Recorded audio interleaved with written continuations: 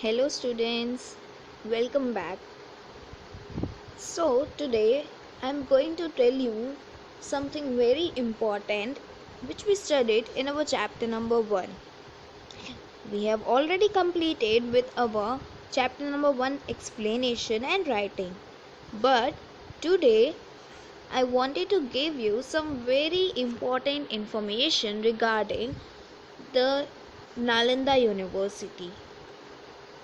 So, we studied about the Nalanda University in our chapter number 1, but I'm going to give you some more details about Nalanda University, like who built the Nalanda University, what was the culture in Nalanda University, like many more things are there which we need to study about the Nalanda University. So, this university was been founded in the 5th century, and King Kumargupta I, he was the builder of this Nalanda University, and the culture of this Nalanda University was Buddhism. So basically it was a monastery, Buddhist monastery, and it also served as a renowned center of learning. It was also called as the renowned center for learning. This Nalanda University was in the kingdom of Magadha, which is now in Bihar, or we could call it that place or know that place as Bihar in India. The University of Nalanda obtained significant fame, right? It was very famous, and it was very good for the learning purpose, right? It had many good teaching staff, and there was so many good faculties over there who studied, and it was like a research center. There were many researches being done in the Nalanda University during that time.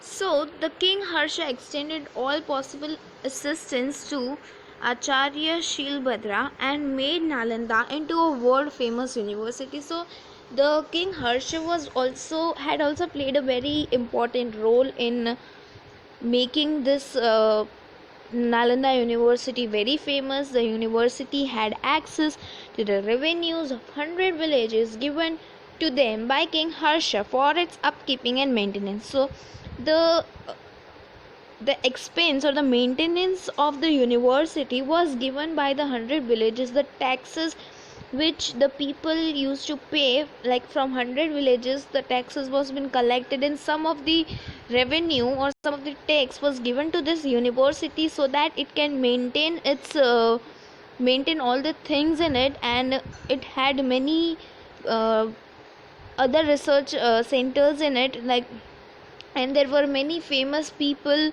who had invented so many other things which we now use it, and they were all from the Nalanda University. The renowned chemist Acharya Nagarjuna, who proved that iron, zinc and mercury ash could be used as medicine. So there were many good people, or many famous skilled people who were being studied, or who studied their research, or who did their research from the Nalanda University and came out as a very good people.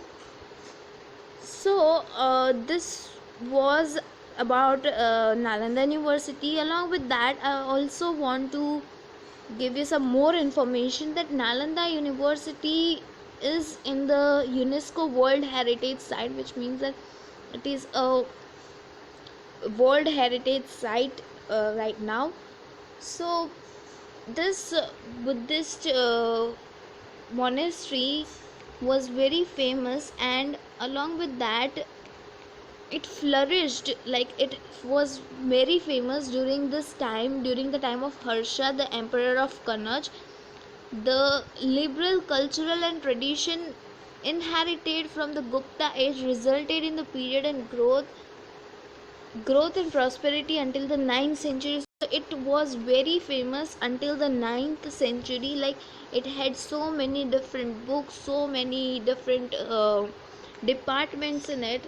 And it at its peak, the school attracted scholars. There were so many scholars, students who were doing their best. And along with that, the people from outside, like the people from the other countries, like the travelers from Tibet, China, Korea and Central Asia, came to this university uh, for studying over there.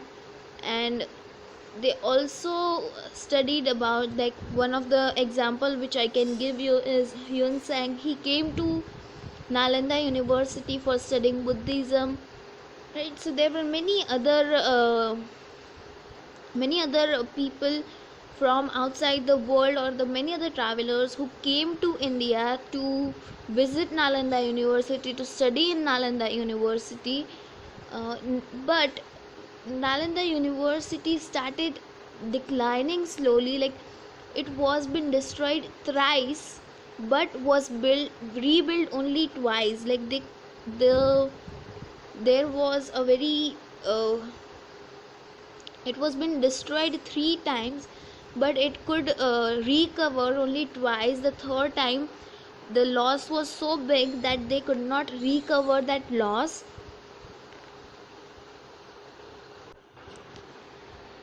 So this Nalanda University was the first university which had the hostel facilities and food facilities. Like, this was the first university in the world who also provided uh, hostels for the students, and along with hostel they also used to provide food for the students, and that too was free of cost, which means the study, no doubt the study was free of cost in Nalanda University. But the hostelites, or they were being provided with the facilities of hostels and food, that too free of cost.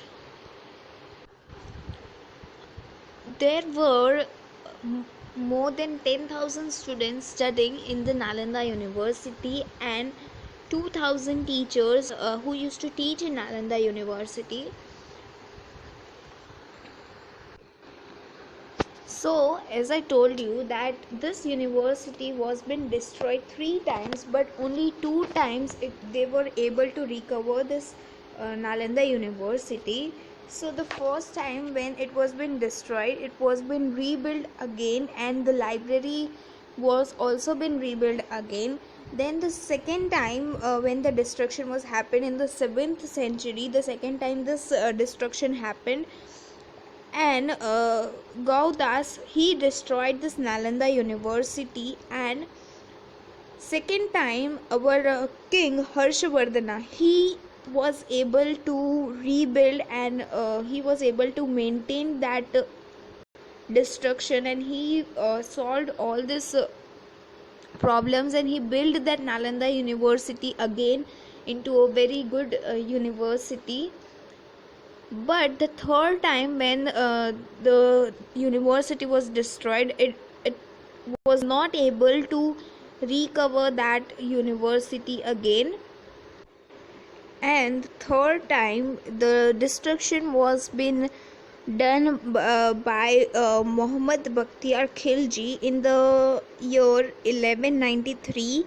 And this time the destruction was so big and so large that it was impossible to recover all the loss. The books were being burned completely.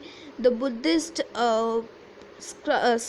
sculptures and many books of Buddhism was been destroyed completely. So this was a very big loss for our India, as well as the religion of Buddhism. They had a very big loss, and still the loss has been not repaired. Still there are so many books which are not been found yet.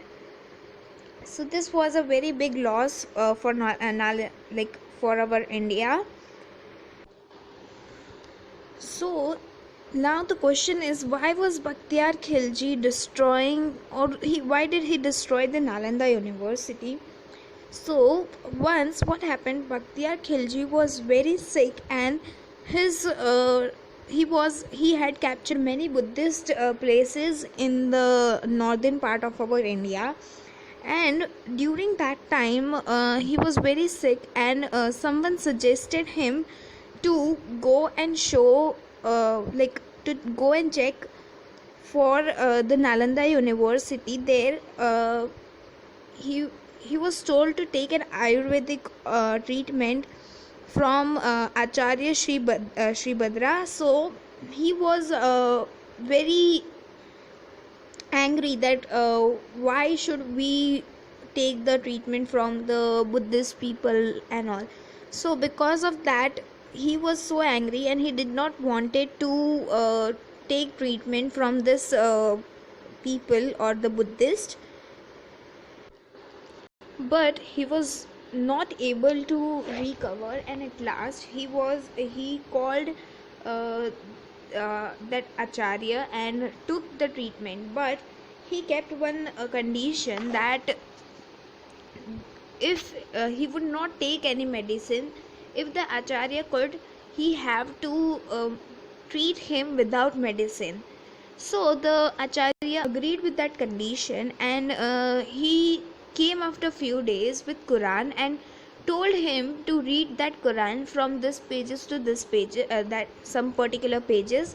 And Bakhtiyar Khilji was agreed and read that pages, and he was the treatment was so successful, and he was okay, all okay again. And it was it is told it is told that he used to, like, had some medicines on that pages, and as he kept reading, and as he turned the pages with his when he licked the fingers and he started turning the pages, the medicine which was been there on the pages went into the body, and it treated Bakhtiyar Khilji. So this is how he was being treated. And